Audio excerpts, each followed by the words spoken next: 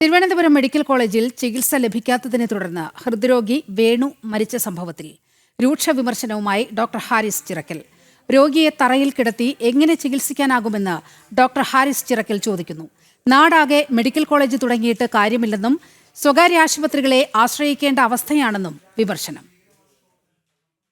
Thiruvananthapuram medical college ആശുപത്രിയിൽ ചികിത്സ ലഭിക്കാതെ ഹൃദ്രോഗിയായ വേണു മരിച്ച സംഭവത്തിലാണ് ഡോക്ടർ ഹാരിസ് ചിറക്കലിന്റെ രൂക്ഷ വിമർശനം. വേണുവിനെ തറയിൽ കിടത്തി ചികിത്സിച്ചത് പ്രാകൃത നടപടിയാണെന്ന് ഡോക്ടർ ഹാരിസ് ചിറക്കൽ കുറ്റപ്പെടുത്തി. നാടാകെ മെഡിക്കൽ കോളേജ് തുടങ്ങിയിട്ട് കാര്യമില്ലെന്നും സ്വാശ്രയ ആശുപത്രികളെ ആശ്രയിക്കേണ്ട അവസ്ഥയാണെന്നും അദ്ദേഹം വിമർശിച്ചു. നിലവിലുള്ള സംവിധാനങ്ങൾ പെട്ടെന്ന് ശക്തിപ്പെടുത്തുക, പുതിയ കോളേജുകൾ തുടങ്ങുന്നതിനേക്കാളും നിലവിലുള്ള മെഡിക്കൽ കോളേജുകൾ ശക്തിപ്പെടുത്തുക. ഇപ്പം തിരുവനന്തപുരം മെഡിക്കൽ കോളേജ് എന്ന് പറയുന്നത്, അല്ലെങ്കിൽ ആലപ്പുഴ, കോട്ടയം മെഡിക്കൽ കോളേജ് എന്ന് പറഞ്ഞാൽ ഇപ്പോഴും സൂപ്പർ സ്പെഷ്യാലിറ്റി ചികിത്സകൾക്ക് വളരെ പരിമിതികളുണ്ട്.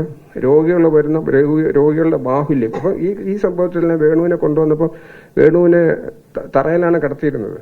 നമുക്കറിയാം, അവിടെ 1-ാം വാർഡ്, 2-ാം വാർഡ്, 28-ാം വാർഡ് എന്നൊക്കെ പറഞ്ഞു കഴിഞ്ഞാൽ നമുക്ക് ഇന്നത്തെ സംസ്കാരത്തിലുള്ള ആർക്കും അവിടെ പോകാൻ പറ്റത്തില്ല. അത്രയും ഒരു രോഗിയെ എങ്ങനെയാണ്, ഒരു രോഗത്തിലുള്ള ഒരാളെ എങ്ങനെയാണ് തറയെ കിടത്തി ചികിത്സിക്കാൻ പറ്റുക? മെഡിക്കൽ കോളേജുകൾ ധാരാളം തുടങ്ങുന്നുണ്ട്, കാര്യമില്ല.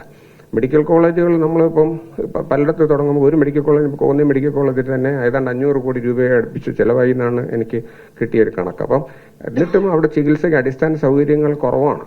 അതേസമയം ക്രിയാറ്റിൻ ലെവലിൽ വ്യത്യാസമുണ്ടായെന്ന പേരിൽ വേണുവിന് ആൻജിയോഗ്രാം ചെയ്യാൻ ആശുപത്രി അധികൃതർ വിസമ്മതിച്ചിരുന്നു.